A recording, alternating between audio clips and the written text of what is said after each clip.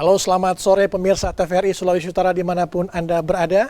Selamat berjumpa kembali dalam program spesial edisi hari ini 12 Mei 2021 yaitu Sang Tokoh. Sang Tokoh kali ini kami akan menampilkan seorang pengusaha muda asal Sulawesi Utara yang sukses di tingkat nasional. Dan beliau juga adalah seorang Ketua Umum GAPSI Provinsi Sulawesi Utara, serta beliau sebagai Ketua Umum PINKAN atau Persatuan Insan Kolintang Indonesia Provinsi Sulawesi Utara periode 2021-2025.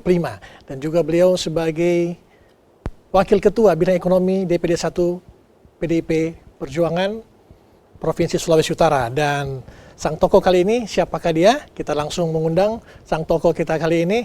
Langsung saja, Bupati Minahasa Utara, Bapak Jona Ganda. Silakan Pak Jona. Ya.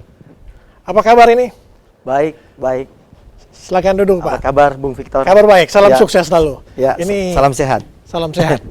Pak Jona ini tampil energik terus ini ya. Ini rahasianya apa nih? Ya, harus rajin olahraga. Rajin olahraga. Tidur teratur. Ya. Ini kegiatan aktivitas ini selama ini apa aja nih? Selain sebelum kesini nih, studio. Oh, tadi melantik pengurus GAPSI Kota Tomohon. Ya. Baru saja. Jadi kepengurusan GAPSI Kota Tomohon barusan dibentuk. Ya. Dan sebagai Ketua Pengprov GAPSI Sulawesi Utara, saya mengukuhkan kepengurusan GAPSI Kota Tomohon, begitu, ya. Bung Victor. Baik, Pak Jona Ganda, Anda sebagai seorang Bupati Minahasa Utara periode 2021-2024. Ini sedikit saya mau flashback, ini ingin bertanya-tanya masa kecil Anda. Ini bisa Anda ceritakan sedikit pengalaman masa kecil Anda dari masa kecil di mana dan sampai pendidikan di tingkat mana ini? Oke, baik. Ya. Jadi Bung Victor, saya orang desa, ya. Aslinya dari Desa Kaima, Kecamatan Kauditan, Kabupaten Minahasa Utara. Ya. Saya lahir di Desa Kaima, SD sampai SMP ada di Minahasa Utara. Minahasa Utara ya. Jadi memang saya betul-betul asli orang Minahasa Utara, begitu Bung Victor. Putra asli Tonsea ya? Iya, orang Tonsea asli. Pendidikan ya. S1-nya di mana nih? S1 saya merantau ke Jakarta. Di Jakarta ya? Saya kuliah di Jakarta di Institut Bisnis Indonesia di ya. Jakarta, jadi ambil sekolah bisnis. Ya. Begitu. Jadi SMA masih ada di Sulawesi Utara, ya. Di SMA Negeri Bitung. Kemudian saya melanjutkan pendidikan kuliah di Jakarta. Nah, cita-cita awal waktu masih kecil ini pengen jadi apa? Seorang apa? Dokter, bupati atau kalau waktu kecil inginnya jadi insinyur. Insinyur ya. Ya. Okay. Jadi memang mungkin sebagaimana layaknya banyak anak-anak ya. Kecil dulu, kalau jadi insinyur itu kan kayaknya hebat sekali. Jadi memang pada saat itu cita-citanya pengen jadi insinyur. Sempat memang ada rencana untuk kuliah di Bandung, di ITB pada saat itu. Tetapi kemudian melihat perkembangan bagaimana dunia usaha, dunia bisnis yang cepat sekali berkembang, Indonesia makin growing up, maka saya memutuskan untuk masuk sekolah bisnis. Sekolah bisnis ya? Ya, jadi begitu. Di Jakarta ya? Di Jakarta. Baik, ini Pak Bupati, ini dari pengalaman suka duka Anda di masa kecil sampai usia remaja ini seperti apa ini? Ada baik, jadi gini, ya. Saya dididik oleh orang tua cukup disiplin. Ya. Kita pagi-pagi itu harus bangun pagi, ya. Sapu-sapu dulu di rumah, ya. Kemudian harus bantu-bantu orang tua. Ya, dulu masih kecil kita suka jualan es mambo. Es mambo ya? Suka jualan luar biasa. Cookies pisang. Di usia berapa itu Pak Bupati? Itu SD. SD ya? Ya, SD. Ya, jadi jualan sekitar es mambo pisang. Ya, itu karena dulu kan di Desa Keregesan itu dekat dengan Kaima itu ada lapangan bola. Nah, lapangan bola ini setiap sore tuh banyak sekali orang main bola. Ya. Nah, disitulah kita kalau jualan es mambo cepat laku di situ. Ya. Jadi seperti itu ya. Ya, seperti itu. Baik, kita melanjut lagi sosok orang tua Anda. Orang tua papa dan mama ini bekerja apa? Iya, jadi gini. Saya kebetulan ayah saya meninggal masih kecil. Ya, dalam satu eksiden. Jadi kita kecil dibesarkan oleh mama. Oke. Ya. Jadi kemudian setelah sampai SMA, pengen cita-cita untuk belajar lebih luas lagi, berharap mendapatkan ilmu lebih. Nah, itulah merantau ke Jakarta. Ya. Jadi di Jakarta pertama numpang sana sini, numpang teman, numpang keluarga, ada juga om saya yang tinggal di Jakarta, kita numpang di situ. Kemudian setelah mulai kuliah karena terlalu jauh jarak sekolahnya, jadi kos.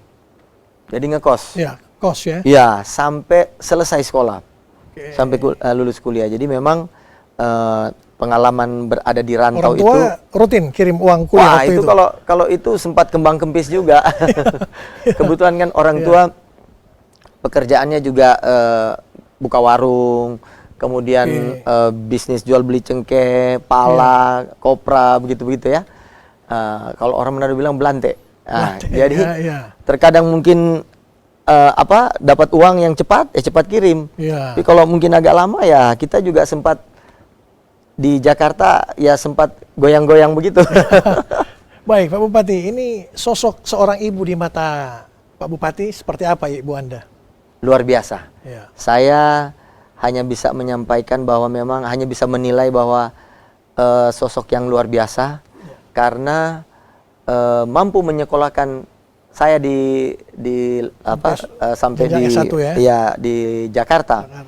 Dan kebetulan sekolahnya sekolah swasta, lumayan mahal untuk ukuran pada saat itu, sehingga saya sangat yakin mama saya itu bekerja keras betul untuk mengumpulkan uang, menyimpan untuk tidak boros, agar supaya bisa menyekolahkan. Apa yang Ibunda sampaikan di saat waktu di kuliah Jakarta? Ya, jadi begini, Ibunda, memang kalau di kampung itu kan kita suka lihat ada si Om ini itu tinggal di Jakarta, sukses di Jakarta.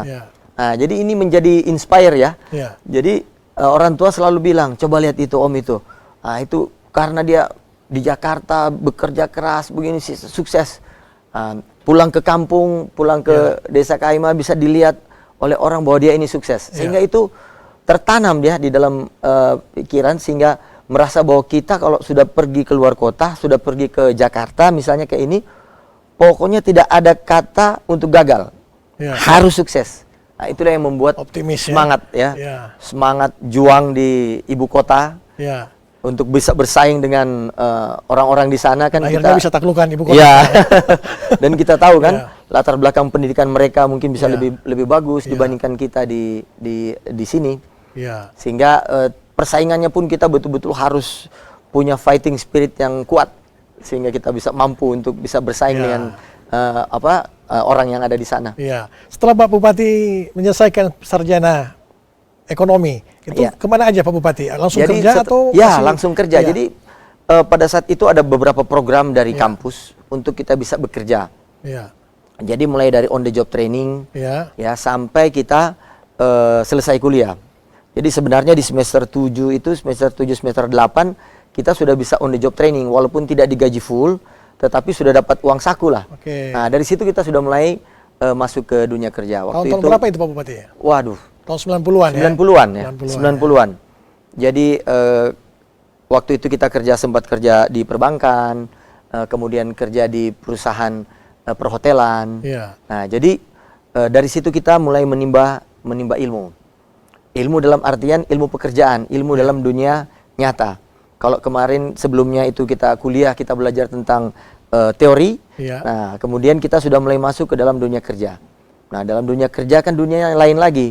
Bukan hanya kemampuan kita, tetapi pergaulan kita, relasi kita. Kemudian kita juga harus menunjukkan etos kerja yang waktu awal-awal kerja gitu gaji cukup nggak waktu di Jakarta? Itu saya ingat banget, kita ingat sekali ya, itu gajinya 126.000 rupiah. 126.000 ya? Ya, 126.000. Cukup untuk kos, makan? Kos waktu itu 75.000 sebulan. 75.000. Ya. Uang transport berarti pas-pasan sekali ya? Kurang sih. Kurang. Jadi memang waktu masih bekerja di awal-awal itu, ya memang kita masih minta subsidi terus. Subsidi ya. Sampai orang tua bilang begini, bukannya kalau kerja, nggak usah. Iya, sudah perlu kirim uang lain. Tapi ini ternyata kan, ya itulah. Jadi memang dari situ kita bisa melihat bahwa jenjang karir, jenjang penghasilan itu kita harus akselerasi. Kita harus akselerasi. Jadi kalau kita hanya mau mengikuti tahapan-tahapan yang normal, maka kita tidak akan mampu mengejar antara penghasilan dengan kebutuhan.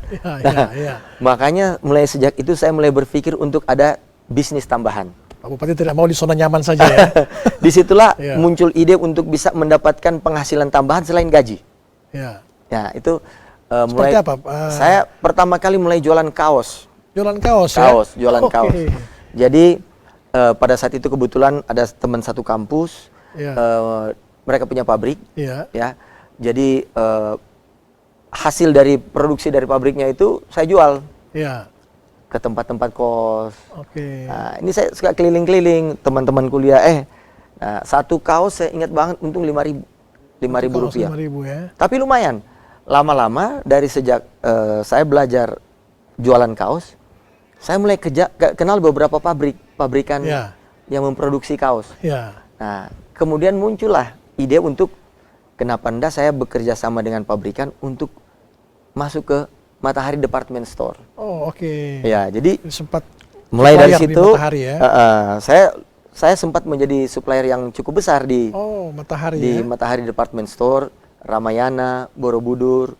Nah, itu pertama kali. Selama menjadi pengusaha, waktu awal-awal jadi pengusaha itu suka dukanya seperti apa tuh? Wah, Apakah itu sering rugi atau gimana? Oke. Jadi begini, dalam bisnis itu untung rugi pasti. Ya. Nah, tapi yang paling penting yang saya juga belajar adalah kepercayaan. Kan sebagai mahasiswa yang baru bekerja belum punya modal. Ya. Apa yang membuat kita bisa berbisnis? Ya. Kepercayaan. Kepercayaan, ya. Berarti kita itu bisa melakukan usaha tanpa modal apabila kita dipercaya oleh orang. Oke. Nah, Oke. bentuk kepercayaannya adalah apa? Dia kasih utang. Oke. Kita jualan, Ya. kita bisa terima cash lebih dulu, kemudian kita bisa bayarnya belakangan. Ya. Nah, untuk bisa bayar belakangan ini kita harus bisa dipercaya dulu. Modal utama itu ya. Modal utama. Modal utama. Nah, ini pelajaran hidup Ya. juga yang saya boleh dapatkan bahwa kredibilitas itu sangat penting dan itu yang kita pertahankan sampai sekarang Sekarang ini ya. Ya, begitu Bung Victor. Faktor utama kepercayaan waktu awal-awal Ya. bisnis di Jakarta Dan itu ya. membentuk karakter. Ya. Membentuk karakter. Kalau kita bisa dipercaya orang, maka kita nggak akan pernah jatuh. Ya. Pada saat kita kepleset sedikit, orang mau bantu. Ya. Tapi kalau Support dari keluarga waktu itu gimana? Dari istri, anak, orang tua untuk waktu awal-awal berusaha gitu. waktu itu kan masih bujang ya. Masih bujang ya. Ya. Jadi memang Ya. membangun kepercayaan itu kita membangun betul-betul dari nol. Ya. Pertama ya karena kebetulan saya cerita tadi ada Ya. teman yang punya pabrik. Ya. Nah temannya ini kebetulan mungkin ada orang pabrik juga di situ suka lihat. Ya. Dia lihat kita juga nggak pernah ngemplang kalau orang sana bilang. Jadi barang yang kita jual laku kita langsung bayar. Store ya. Ya langsung setorkan. Membuat tingkat kepercayaan terhadap saya pada saat itu baik oleh pabrikan itu maupun teman-temannya muncul. Nah sehingga dia bilang mau yang lebih besar. Wah nggak punya modal. Udahlah, gue modalin deh. Lu ambil dulu untung baru kalau udah bayar, kalau udah ada pembayaran baru bayar. Nah, mulai dari kecil dulu. Iya. Setelah itu Pak Bupati apa lagi selain bisnis Sampai itu? miliaran. Sampai puluhan ya? miliar. Oke.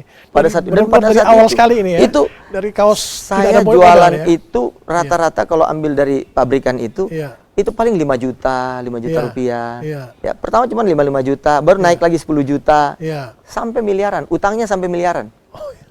Dan lunas itu ya akhirnya. Lunas. Itu Kalau ya. enggak udah dicari-cari sampai sekarang. Kiat-kiat untuk menjaga kepercayaan itu seperti apa itu? Oke, jadi memang Iya. pertama niat kita dulu. Iya. Kita harus punya niat bahwa kita mau berusaha dengan benar. Kalau kita niatnya itu nggak benar, maka dalam pikiran kita ingin menguasai apa yang bukan kita miliki. Iya. Kan uang ada di kita. Iya, betul. Kalau baru pegang uang 1 juta, 2 juta, 10 juta, 100 juta, mungkin orang bilang, ya masih. Tapi kalau udah pegang 1 miliar, 2 miliar, Iya. nah itulah cobaannya. Bahkan sampai puluhan miliar. Puluhan miliar ya. Baik, Kalau Pak sekarang Bupati. udah ratusan miliar, cobaannya lebih berat Cobaan lagi. lebih berat lagi ya. Baik, makin seru Pak Bupati, kita Iya, tunggu iya, sejenak iya. ya. Oke. Pemirsa jangan kemana-mana, usai pariwara kami masih akan kembali dengan sang tokoh. Tetap bersama kami.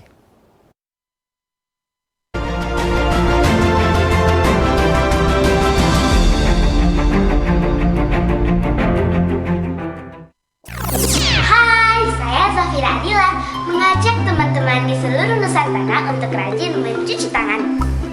Mencuci tangan menggunakan air bersih dan sabun berguna untuk mencegah kuman dan bakteri yang tertempel di tangan masuk melalui mulut ataupun hidung. Menurut Kementerian Kesehatan, mencuci tangan terbagi dalam 5 langkah. Basahi seluruh tangan dengan air bersih yang mengalir. Ambil dan gosok sabun ke daerah telapak tangan, punggung tangan, dan sela-sela jari. Bersihkan bagian bawah kuku. Bilas tangan dengan air bersih yang mengalir. Keringkan tangan dengan handuk atau tisu atau dengan cara diangin-anginkan.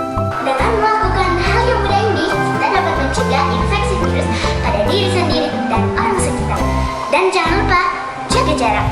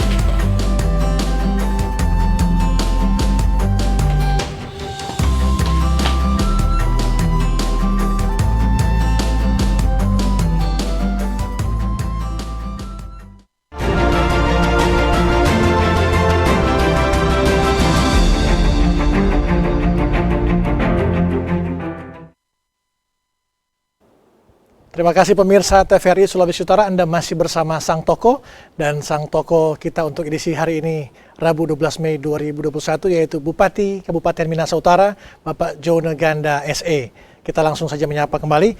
Pak Jone, tadi menyangkut masa kehidupan Anda suka duka, sudah bahas dari masa kecil sampai jadi pengusaha ya. Iya. Sekarang saya ingin tanya soal motivasi Anda, sudah jadi pengusaha di Jakarta, terus ingin kembali ke daerah sebagai bupati, mengikuti kontestasi pilkada yang tahun kemarin. Apa alasan Anda untuk kembali sebagai seorang bupati dibanding pengusaha gitu? Oke. Ini mau jujur ya? Ya. Oke.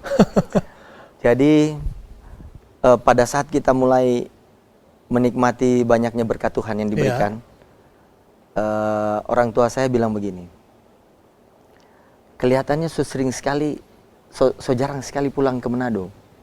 Paling 1 tahun 1 kali. Ya.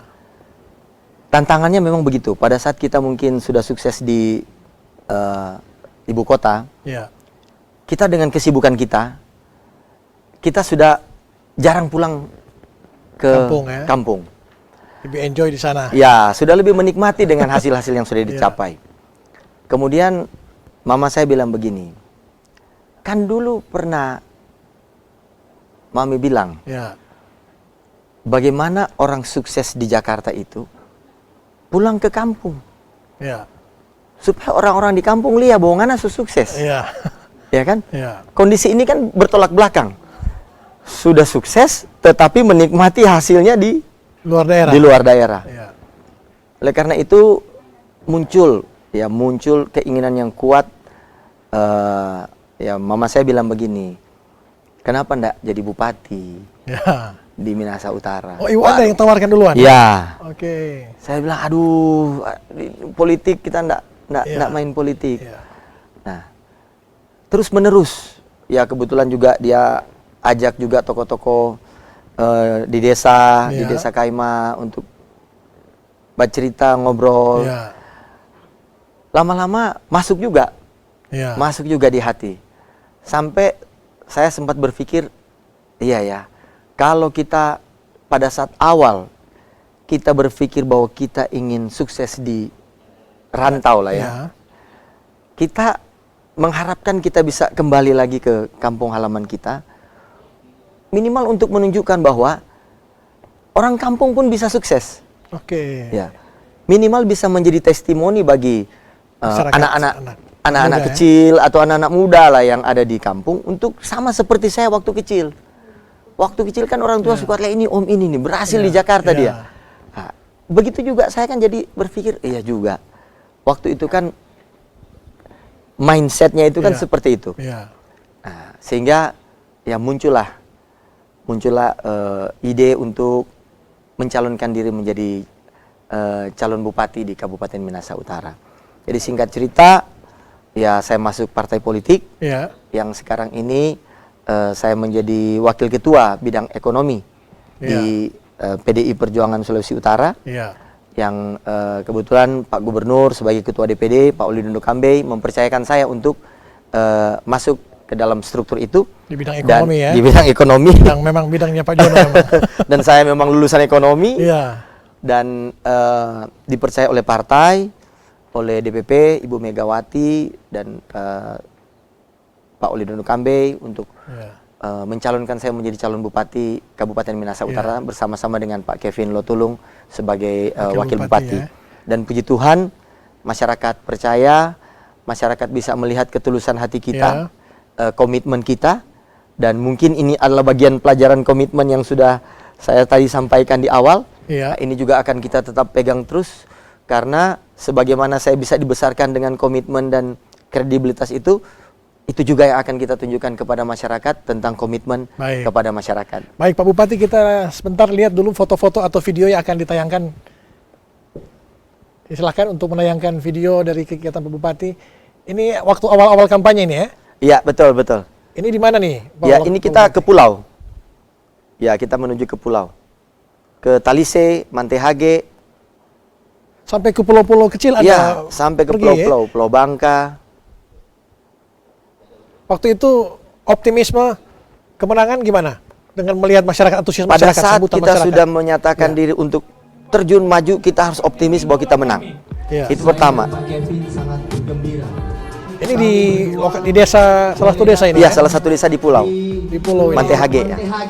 Yang artinya yang disayangi. Gimana Anda melihat respon dari masyarakat pada saat kunjungan Pak Bupati Saya waktu itu? melihat masyarakat, saya merasakan bahwa masyarakat mengharapkan adanya pemimpin baru. Iya. Karena itu saya lebih bersemangat lagi, lebih optimis lagi dengan kondisi yang pada saat kita berkampanye. Ini penuh suka duka pada saat kampanye itu, Bung Victor. Dukanya seperti apa Pak Bupati? waktu Ya seperti kampanye? ini tadi tuh. Itu jalan kiri kanan itu Naik motor, ya? rawa-rawa, bisa jatuh ke rawa-rawa. Orang menentukan sampai masa depan for 5 tahun ke depan. Masyarakat Minahasa Utara memerlukan apa aja kira-kira dari turun ke lapangan itu? Apa yang mereka butuhkan sih? Pertama, masyarakat Minahasa Utara ingin melihat langsung calon pemimpinnya. Ya. Yang kedua, masyarakat Minahasa Utara ingin mengenal langsung apa yang menjadi visi misi program-program dari calon bupati yang akan mereka pilih. Nah, disitulah kita berkomunikasi baik dengan masyarakat, menyampaikan kepada masyarakat apa yang menjadi program-program unggulan kita, sehingga masyarakat bisa percaya terhadap apa yang kita sampaikan. Iya. Baik, Pak Bupati melihat Minahasa Utara seperti apa Kabupaten Minahasa Utara di sosok mata Pak Bupati? Pertama, karena memang Minahasa Utara ini adalah kampung halaman saya. Ya. Ini saya juga punya beban untuk ikut memberi diri. Kalau saya bisa menjadi sukses, bisa menjadi sejahtera terhadap diri saya sendiri, saya juga punya kewajiban tanggung jawab untuk bisa mensejahterakan masyarakat Kabupaten Minahasa Utara. Itu yang pertama. Yang kedua, saya melihat letak strategis Kabupaten Minahasa Utara yang begitu luar biasa di antara kota Manado sebagai ibu kota provinsi langsung, ya? dan kota Bitung sebagai kota industri. Ini membuat Minahasa Utara ini menjadi tempat yang sangat strategis. Nah, begitu juga Minahasa Utara ini sangat subur. Potensi-potensi apa yang belum diperdayakan di Minahasa Utara? Potensi pertanian yang ada di Kabupaten Minahasa Utara ini luar biasa. Dalam waktu dekat, Minahasa Utara ini menjadi salah satu calon untuk dijadikan food estate oleh Pak Presiden Jokowi. Nah, ini kita lagi upayakan, kita sedang berusaha untuk bisa meyakinkan pemerintah pusat bahwa kita bisa mampu untuk menjadi bagian dalam program pemerintah pusat dalam salah satu daerah yang menjadi food estate.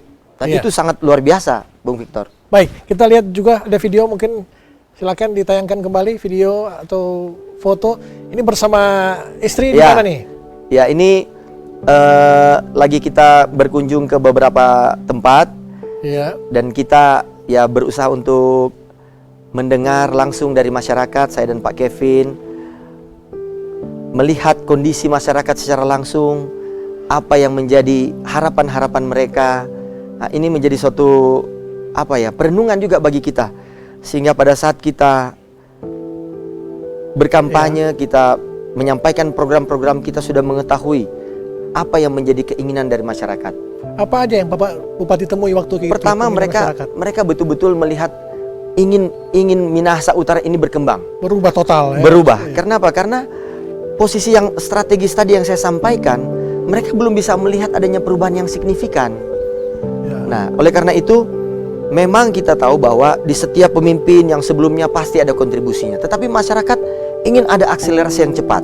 Nah, mungkin kami, saya dan Pak Kevin sebagai pemimpin muda, ya masyarakat juga mengharapkan bahwa pemimpin-pemimpin muda ini lebih agresif, lebih dinamis dan lebih bersemangat, Pemimpin milenial, ya. Apalagi kan sekarang kaum milenial ini lagi diberikan kesempatan untuk bisa menjadi pemimpin-pemimpin.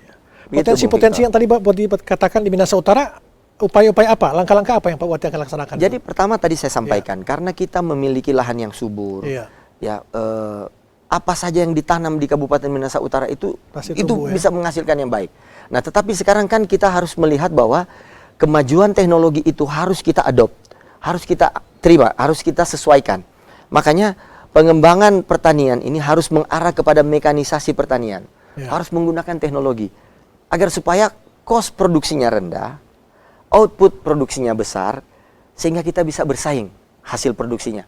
Dan inilah yang akan kita coba terapkan dalam program-program yang food estate tadi, di mana kita mengharapkan bantuan-bantuan dari pemerintah pusat dalam hal ini, agar teknologi pertanian yang sudah berkembang sekarang ini bisa diaplikasikan, implementasikan di Kabupaten Minahasa Utara. Nah, itu dari sisi pertanian. Kita juga punya garis pantai terpanjang di Sulawesi Utara. Itu menunjukkan bahwa kita punya dua potensi. Satu potensi pariwisatanya, yang kedua potensi perikanannya. Kalau potensi pariwisatanya kita sama-sama tahu, Kabupaten Minahasa Utara memiliki Likupang yang sudah ditetapkan oleh pemerintah pusat sebagai satu dari 5 destinasi super prioritas yang menjadi program unggulan dari pemerintah Pak Presiden Jokowi. Dan ini tentunya tidak terlepas dari peran serta yang luar biasa dari Pak Gubernur, Pak Oli Dono Kambe, dan Pak Wakil Gubernur, Pak Stephen Kando, di mana Likupang ini betul-betul diakselerasi untuk menjadi destinasi pariwisata unggulan. Nah, sehingga begitu banyak program-program pemerintah pusat yang diturunkan dari anggaran dari pemerintah pusat untuk membangun Likupang. Nah, dampaknya tentunya berdampak kepada seluruh Kabupaten Minahasa Utara. Kalau kita bicara pariwisata, kita tidak hanya bicara Likupang. Kita harus integrated dengan wilayah lain yang ada di Kabupaten Minahasa Utara, bahkan yang ada di Sulawesi Utara. Nah, tetapi triggernya yang menjadi motor penggeraknya itu adalah Likupang. Nah kemudian potensi perikanannya. Pak Gubernur juga sudah membuka penerbangan direct ke Jepang, di mana kita bisa ekspor ikan. Nah, potensi perikanan yang luar biasa ini harus Kabupaten Minahasa Utara harus menangkap potensi ini. Dengan Pak Gubernur sudah memberikan jalan, ada penerbangan direct flight dari Samratulangi menuju ke Jepang, ke Narita, maka kita juga harus mendorong potensi perikanan laut kita. Nelayan-nelayan kita harus kita latih, harus kita endorse, agar mereka bisa memberikan hasil perikanan yang berkualitas dengan harga yang sangat baik untuk bisa kirim ke Jepang. Begitu. Belum lagi potensi banyak sekali pertambangan. Pertambangan Perikanan laut, perikanan darat, air tawar. Wah, itu juga sangat luar biasa. Nah, implementasi dari sudah 2 bulan lebih Pak Bupati menjabat sebagai Bupati Kabupaten Minahasa Utara, apa aja yang sudah dilakukan ini? 2 bulan lebih ini. Jadi, Bung Victor begini. Pertama-tama memang pada saat kita, bukan saya mau menyamakan antara company perusahaan dengan pemerintahan, tetapi overall kurang lebih manajemennya mirip. Jadi yang pertama kita harus siapkan sumber daya manusia kita dulu. Jadi selama kepemimpinan saya dan Pak Kevin di Kabupaten Minahasa Utara, yang kita lagi atur, yang kita lagi sesuaikan adalah sumber daya manusia kita, yaitu di Kabupaten Minahasa Utara. Di Pemkab di pemerintahan Kabupaten Minahasa Utara. Pertama, kita mau sesuaikan dulu agar mereka memiliki visi, misi yang sama dengan bupati dan wakil bupatinya. Nah, ini membutuhkan gerak yang cepat dari kita. Dalam 1-2 bulan ini kita melakukan akselerasi agar mereka bisa memahami betul apa yang diinginkan oleh bupati dan wakil bupati untuk membawa Minahasa Utara ini ke depan. Ya. Jadi pada saat kita sudah satu visi dan misi, maka kita bergeraknya tuh seirama. Ya, Ya. ya, betul. Seirama. Jadi tidak ada lagi yang kaki kiri dengan kaki kanan, kaki Iya. kanan kayak. Nah, ini Sama-sama start, Sama-sama jalan, ya? start. Ya. Jadi terlihat harmonisasi. Ya memang di awal-awal Itu sudah pasti- mulai ya, jalan sekarang ya. pasti di awal-awal kan sama lah seperti kita kalau latihan baris berbaris, ada Iya. yang salah-salah. Ayo Iya. kita kasih tahu, ya udah yang begini yang betul ya. Iya. Ini mesti begini. Nah, disitulah kita membutuhkan waktu, tetapi kita di masa pemerintahan kami ini kan hanya 3,5 tahun sampai Iya. 2024. Makanya kami mengakselerasi. Ya tentu ya pasti ada riak-riak lah di dalam kepemerintahan kami karena akselerasi ini. Kita tidak bisa menunggu terlalu lama. Begitu. Bekerja cepat, bekerja keras, Bekerja ya. cepat, bekerja cerdas. Cerdas. Oke. Gitu. Baik, Pak Bupati, kita break dulu sejenak. Ya. Pemirsa, jangan kemana-mana. Usai jeda pariwara, kami masih akan kembali dalam program Sang Toko. Tetap bersama kami.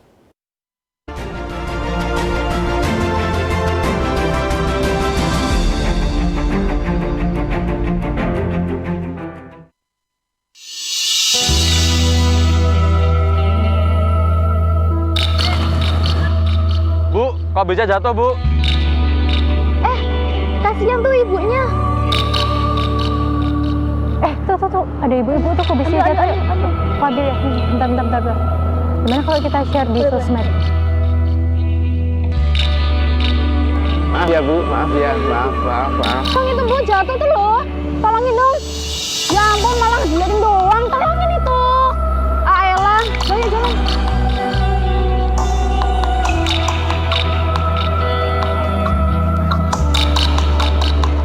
Ini Bu, sama-sama. Bagaimana dengan kita?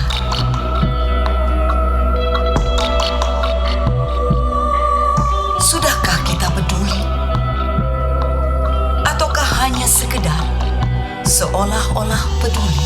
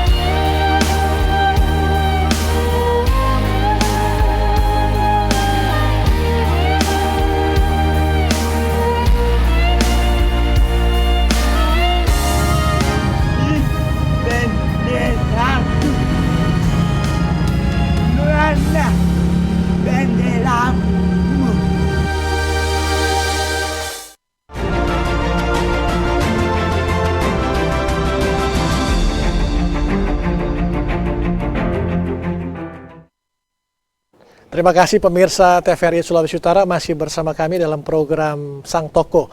Masih bersama saya Bupati Kabupaten Minahasa Utara, Bapak Jone Ganda SE. Kita langsung saja berbincang-bincang kembali dengan beliau. Pak Jone, ini aktivitas Anda sebagai Bupati dibanding sebelum Bupati ada perbedaan nggak? Seperti apa? Bisa diceritakan nggak? Memang Bung Victor jauh sekali ya. Kebetulan kalau dalam dunia bisnis itu memang kita juga tertib ya. Tertib, kita ada jadwal kita ke kantor, rapat-rapat juga ada. Tetapi dinamika yang ada di dunia bisnis itu memang berbeda sekali dengan dinamika yang ada di pada saat menjadi bupati. Ya. Memang pertama karena perbedaannya sifatnya. Kalau dalam dunia bisnis kita mau cari untung. Ya. Kalau menjadi bupati itu pengabdian. Jadi perbedaan ini membuat dinamikanya juga lain. Nah, mengapa saya bilang dinamikanya berbeda? Karena pada saat kita berbicara pengabdian, maka itu tidak ada batasannya. Ya. Artinya terkadang kita di kantor di awal-awal kita Bung Victor itu kantor sampai jam 10, jam 11, bahkan ada yang jam 1 pagi baru pulang karena kita mau akselerasi cepat. Tetapi masih ada masyarakat yang pengen ketemu. terkadang ada satu dilema. Kita juga butuh istirahat, tetapi di satu sisi ini masyarakat yang juga pengen didengar, pengen bertemu dengan bupati yang mereka pilih. Tetap terima semua itu masyarakat. Tetap kita terima, walaupun memang kita harus akui bahwa ya sebagai manusia kita punya keterbatasan juga. Jadi kita sampaikan kalau misalnya kegiatan itu kita di pagi hari kita urus kerjaan dulu di internal kabupaten. Mungkin sore-sore agak malam sedikit baru terima masyarakat. Nah, kita harus atur seperti itu. Dan kita nanti pada saat saya dan Pak Kevin dalam target kami pada saat secara internal kita sudah bisa bereskan, baru kita sudah mulai akan lebih aktif terjun ke masyarakat. Ya. Kemudian kalau misalnya kita di dunia bisnis, kita karakter orang yang kita temui itu berbeda sekali dengan karakter pada saat seperti sekarang. Kita harus bisa mau mendengar. Kita harus mampu menjaga emosi kita. Kita harus bisa cepat memahami apa. Kalau bisnis 1x1 ya. Kalau bisnis kan kita bisa saklek. Oke, kita cocok, deal, yuk kita MOU, kita due diligence, kita bikin bisnis bareng atau kita jual beli atau bagaimana. Tapi kalau ini kan ada banyak pertimbangan-pertimbangan. Ada hal-hal yang sifatnya kita harus bisa memahami, mengerti perasaan, mengerti apa yang dikehendaki oleh masyarakat. Karena terkadang ada masyarakat yang datang hanya untuk bertemu dengan bupatinya. Kemudian menyampaikan, aduh selamat ya bupati sudah terpilih, that's it.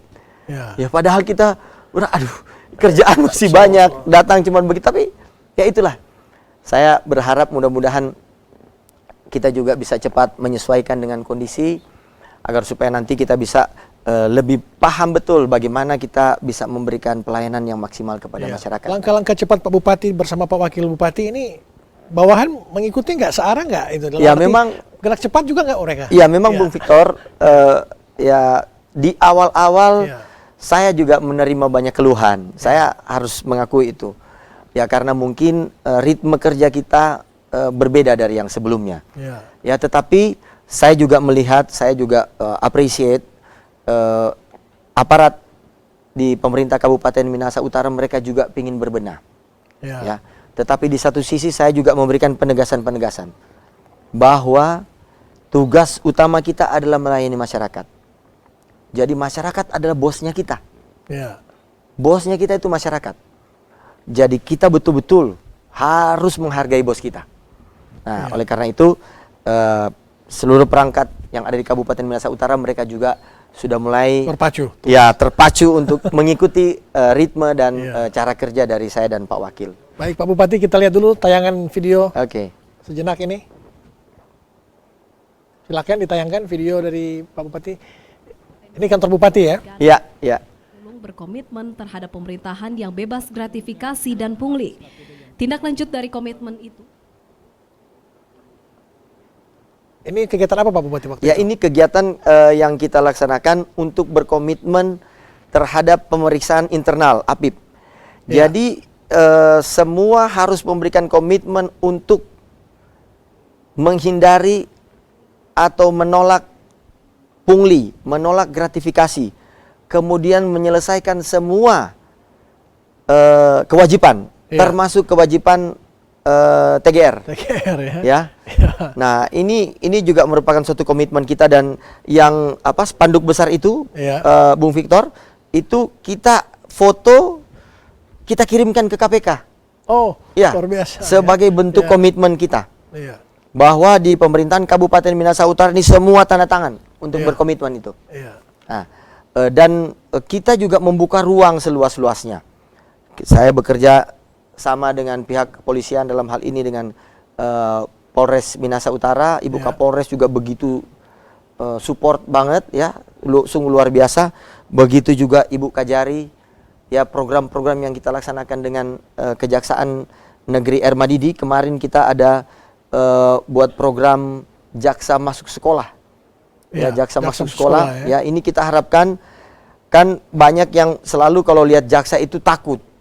Ya, makanya kita dari kecil kita sampaikan bahwa jaksa enggak usah takut. Jaksa itu tugasnya ini, mereka menyampaikan tagline kita, kenali hukum, hindari hukuman. Ya. Sehingga dari kecil mereka harus mengenali hukum. Karena kan kita sama-sama tahu sekarang di era sekarang ini anak-anak SD, SMP sudah bisa main gadget ya. Kita bisa main sosial media. Media sosial, Nah, iya. Di sosial media ini kan ada undang-undang ITE. Iya. Nah, kita harus sampaikan kepada anak-anak ini apa saja yang boleh, mana yang nggak boleh. Ada nggak program-program khusus dari Pak Bupati untuk anak-anak milenial di Minahasa Utara? Ya, ini bagian ini. Jadi pertama kita jaksa masuk sekolah. Iya. Nah, nanti kemudian kita juga akan ada program dengan Ibu Kajari, jaksa masuk desa. Nah, jaksa masuk desa ini di samping juga untuk pembinaan terhadap perangkat desa, juga kita akan melibatkan kaum milenial. Milenial ya. Itu jaksa dengan milenial itu juga ada. Nanti termasuk di dalam situ untuk pengenalan hukum. Nah, program-program juga yang kita rangkul kaum milenial karena kita melihat bahwa kita ini mendapatkan bonus demografi. Bonus demografi ini artinya jumlah usia produktif yang milenial sampai yang umur 50 tahun ini sangat besar porsinya. Jadi bukan hanya begini sekali. Jadi kita malah di tengah ini besar. Nah, ini kan usia produktif. Nah, usia produktif ini akan jadi beban kalau dia tidak produktif. Betul. Makanya bonus demografi ini hanya bisa bermanfaat apabila bonus demografinya ini ya usia produktif yang besar ini bisa berproduktif. Nah, salah satu yang kita sedang kita jalankan adalah petani milenial. Seperti apa itu petani milenial? Jadi petani yang isinya anak-anak milenial. Nah, kita support, kita berikan bantuan, kita pembinaan, bimbingan. Nah, karena saya sampaikan, apabila dia bertani dengan baik, gajinya lebih tinggi daripada gaji yang dia bisa terima. Dan kita bisa arahkan bahwa jangan malu, menjadi petani itu bukan pekerjaan yang hina. Kalau dikelola dengan profesional, ini jadi pengusaha di bidang pertanian. Jadi bukan hanya sekedar bilang bertani. Nah, mereka juga sudah mulai masuk merambah ke penggunaan teknologi. Nah, ini kan sudah nanti kita akan koneksikan, kita juga akan membangun pasar kita menjadi modern. Nah, ini ke depan kita akan kolaborasikan. Cukup nggak nih waktu 3,5 tahun ini? Ya memang ini menjadi satu tantangan, Bung Victor ya. Tetapi tetap kita harus tetap kita harus optimis. Nah, ini di mana Pak Bupati ada fotonya? Di Kek ini ya? Iya, ini di Likupang. Pada saat itu ada kunjungan dari Pak Menteri Pariwisata dan Ekonomi Kreatif.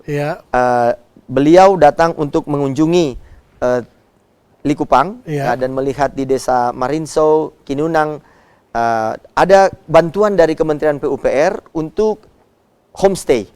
Nah, di situ saya dan Pak Menteri kita menyaksikan langsung sendiri homestay yang ada di sana, dan ke depan kita akan memberikan pelatihan, Bung Victor, karena masyarakat di sana yang dibantu ini dia harus mengerti bagaimana cara melayani. Kalau ini foto kemarin saya mencoba untuk mengangkat budaya Tonsea, budaya Tonsea, karena saya dari suku Tonsea, untuk bagaimana kita itu adalah bagian dari masyarakat adat.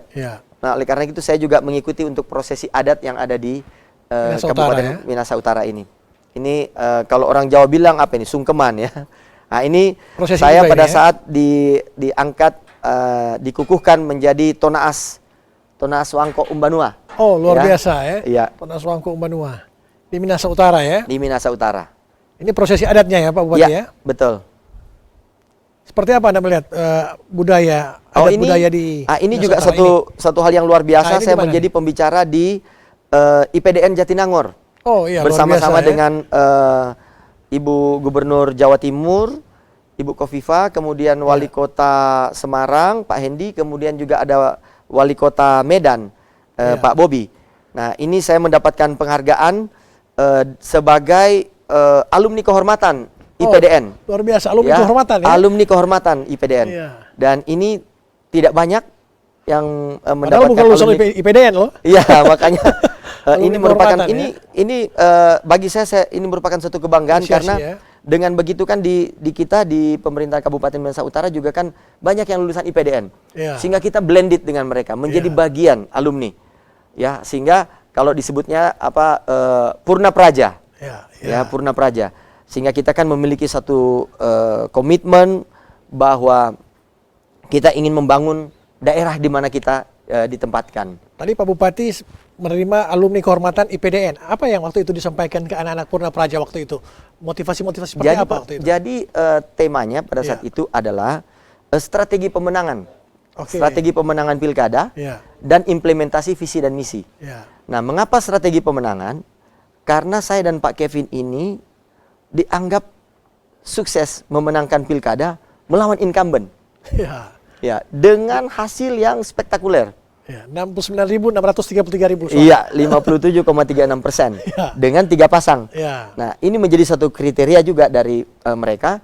Begitu dan beberapa kriteria yang lain yang mereka sudah searching dan mereka sudah sampaikan. Kemudian ini apa namanya menjadi pembicara. Di mana-mana incumbent susah dikalahkan, tapi Anda bisa mengalahkan incumbent ya. Ya, kira-kira begitu. Dan sebagai alumni kita juga memegang moto Bhinneka Eka Nara. Bhinneka Eka Nara Bakti. Ya, jadi kita memang berbeda-beda, ditempatkan di mana saja, tetapi kita pengabdiannya untuk bangsa dan negara. Oke, luar biasa. Baik Pak Bupati, kita break sejenak dulu. Pemirsa jangan kemana-mana, tetap bersama kami, masih di Sang Toko. Usai pariwara kami segera kembali.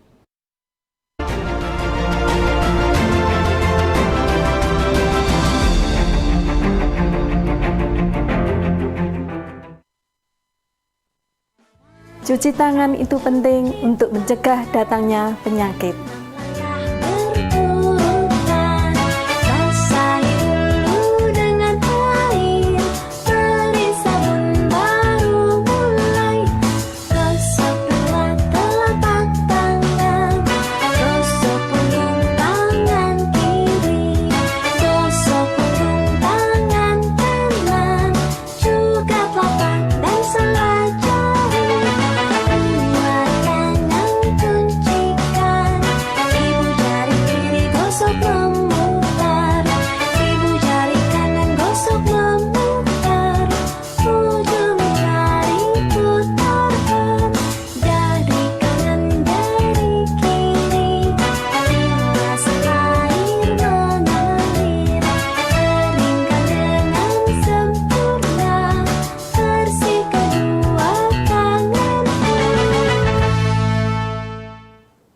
Mudah kan mencuci tangan? Dipersembahkan oleh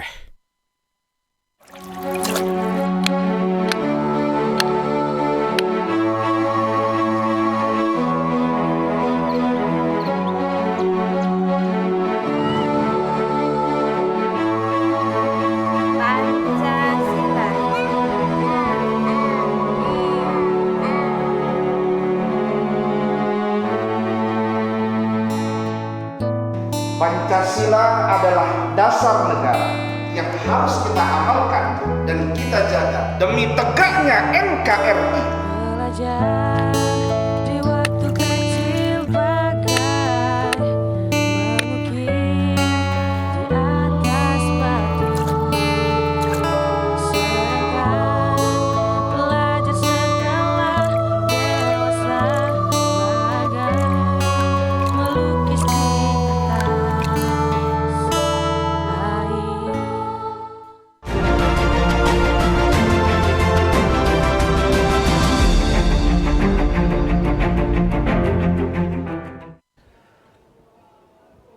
Terima kasih pemirsa TVRI Sulawesi Utara masih bersama kami di Sang Toko. Dan kita langsung saja sambung kembali bersama Pak Bupati Minahasa Utara, Bapak Jono Ganda. Pak Jono, Pak Bupati, ini apa cita-cita target program kerja Bapak di era kepemimpinan Bapak selama 3,5 tahun ini ke depannya? Seperti apa? Oke, jadi begini. Di dalam visi misi kita ada beberapa hal yang sudah kita sampaikan kepada masyarakat. Yang tentunya secara target harusnya kita harus menyelesaikan dalam masa kepemimpinan kita 5 tahun. Tetapi dengan periodisasi kita yang hanya 3,5 tahun, kita akan mengakselerasi. Ada beberapa program yang sedang dan sementara kita laksanakan untuk masyarakat. Pertama, kita mulai membangun dari desa. Ya, kita melihat bahwa kesuksesan Kabupaten Minahasa Utara, kita harus membangunnya dari desa. Program-program yang kita canangkan untuk membangun dari desa itu sudah mulai kita lakukan. Mulai dari kita mengembangkan BUMDes yang ada di desa. Kemudian kita juga mulai melibatkan desa-desa itu menjadi desa wisata, ada desa bahari, kemudian ada desa cantik. Nah, jadi program-program ini memang kita lebih banyak fokuskan untuk membangun desa. Nah, kita harapkan pada saat desa-desa ini sudah kita bisa mulai bangun, maka itu akan memberikan implikasi positif ke kabupaten. Nah, disinilah satu keyakinan kita, program-program yang awalnya kita sudah susun ini, kita mulai fokuskan ke desa. Saya dan Pak Kevin, 2022 kita sudah mulai masuk turun terus ke desa. Saat ini kita pertama pembenahan internal, kemudian kita mulai menyiapkan program-programnya yang nanti pada saatnya kita akan kontrol langsung di desa. Kami sempat berkomitmen untuk berkantor di desa. Ya, kami sempat berkomitmen untuk berkantor di desa. Ini kita akan wujudkan. Dan memang berkantor di desa ini kita harus ikuti dengan persiapan yang sudah matang dulu. Kemudian kita berada di desa untuk kita mulai mengevaluasi apa yang sudah kita lakukan. Pada saat kita berada di desa itu, berkantor 1 hari di situ, kita mendengarkan dari masyarakat. Setiap desa nanti? Di setiap desa, 125 desa dan 6 kelurahan. Target tahun ini bisa tercapai? Nggak bisa. Belum Itu bisa, kita di tahap awal ini, kita melakukan pembenahan dan program. Sesudah kita sudah mulai melaksanakan program-program itu, di mana desa-desa yang sudah terlaksana programnya, kita mulai berkantor di situ.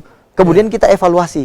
Jadi keberadaan kita di desa itu adalah untuk mengevaluasi setiap program-program yang sudah kita jalankan. Selama 1 hari berkantor ya? Ya, 1 hari itu kita di situ. Kemudian pindah desa lagi berikutnya. Begitu.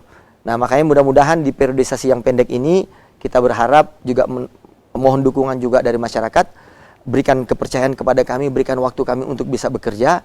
Kita akan menunjukkan kepada masyarakat komitmen kita untuk meningkatkan kesejahteraan masyarakat di Kabupaten Minahasa Utara. Hal-hal apa saja Pak Bupati yang masih kurang di Minahasa Utara yang harus dikembangkan? Pertama kita yang lagi kita akan kembangkan adalah menarik potensi pendapatan asli daerah.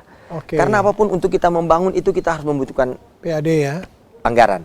Nah, PAD ini akan berkaitan dengan kemampuan kita untuk mendapatkan alokasi anggaran dari pemerintah pusat. Nah, kami juga, saya dan Pak Kevin juga kita melakukan lobby-lobby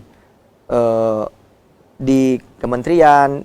Kita juga banyak dibantu oleh Pak Gubernur, Pak Olindo Kambe, Pak Stephen Kando untuk berpikir bagaimana membantu membangun infrastruktur di Kabupaten Minahasa Utara sehingga apa yang akan kita jalankan atau program-program yang kita akan berikan kepada masyarakat itu mendapatkan support pendanaan, pembiayaan dan alokasi anggaran dari baik pemerintah provinsi maupun dari pemerintah pusat. Begitu. Baik, Pak Bupati, ini selama 2 bulan lebih ini menjadi Bupati Minahasa Utara, ini temuan-temuan apa saja di pemerintahan Kabupaten Minahasa Utara? Jadi, Bung Victor, saya harus sampaikan beberapa waktu yang lalu Kabupaten Minahasa Utara oleh BPK itu mendapatkan predikat tidak wajar.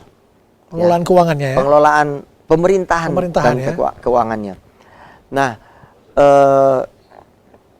mendapatkan tidak wajar ini satu perjuangan juga buat kita. Karena banyak dari situ kita jadi tergambarkan banyak yang harus kita benahi. Dan ini bukan pekerjaan yang mudah, ini pekerjaan yang sulit. Tetapi saya sangat yakin bahwa dengan komitmen dan bantuan dari masyarakat, ya, saya sangat yakin di tahun yang akan datang predikat kita akan meningkat dengan drastis. Karena ini menjadi satu tolak ukur. Good governance, tata kelola pemerintahan kita, baik atau buruk, itu ada penilaiannya. Nah, oleh karena itu kita mulai merinci mana-mana saja yang harus kita perbaiki dan itu sudah mulai kita lakukan di Kabupaten Minahasa Utara. Saya sudah mulai banyak memberikan langsung saya memberikan surat teguran kepada kepala-kepala OPD yang melakukan pelanggaran-pelanggaran itu, saya sudah sampaikan untuk menjadi suatu evaluasi. Apabila melakukan lagi, apabila itu harus dipertanggungjawabkan. Bagi yang belum menyelesaikan TGR tidak terima harus TKD atau TPP gitu loh. Baik Pak Bupati, yang terakhir ini mungkin ada pesan-pesan atau harapan untuk masyarakat Minahasa Utara seperti apa dalam masa kepemimpinan Pak Bupati selama 3,5 tahun ini ke depannya? Terima kasih Bung Victor. Saya mengharapkan dukungan sepenuhnya dari masyarakat Kabupaten Minahasa Utara untuk diberikan kesempatan kepada kami menjalankan pemerintahan, membangun komunikasi yang baik dengan masyarakat untuk bisa kita perbaiki kondisi yang ada di Kabupaten Minahasa Utara ini ke depan. Dan tentunya kita berharap bahwa apa yang sudah kita lakukan ini akan memberikan hasil yang nanti di kemudian hari dan di masa yang akan datang kita akan nikmati. Bagaimana kesejahteraan yang sempurna itu bisa dirasakan oleh setiap masyarakat yang ada di Kabupaten Minahasa Utara. Gitu, baik, Bung Victor. Baik, mungkin ada ucapan. Oh ya, sekalian juga pada Fitri. kesempatan ini, Ya. saya atas nama pemerintah Kabupaten Minahasa Utara menyampaikan kepada seluruh umat muslim, masyarakat yang ada di Kabupaten Minahasa Utara yang merayakan ibadah Idul Fitri. Pertama, kami menghimbau untuk mengikuti surat edaran dan arahan yang sudah disampaikan oleh pemerintah agar kita mampu menekan penularan dan perkembangan COVID ini. Mudah-mudahan masyarakat bisa menaatinya. Dan di akhir kata, atas nama pemerintah Kabupaten Minahasa Utara, saya Jauneganda dan Wakil Bupati Kabupaten Minahasa Utara, Bapak Kevin Lotulung SHMH, menyampaikan selamat Hari Raya Idul Fitri 1442 Hijriah. Mohon maaf lahir dan batin. Baik, terima kasih Pak Bupati, sukses selalu, maju terus Minahasa Utara. Terima kasih Bung Victor. Baik, terima kasih. Terima kasih. Pemirsa, demikian perbincangan kami dengan sang tokoh Bupati Minahasa Utara, Bapak Jauneganda SE. Atas nama pimpinan dan manajemen dan seluruh karyawan-karyawati TVRI Sulawesi Utara mengucapkan selamat merayakan Hari Raya Idul Fitri 1442 Hijriah. Mohon maaf lahir dan batin, minal aidin wal faizin. Salam sejahtera, sampai jumpa.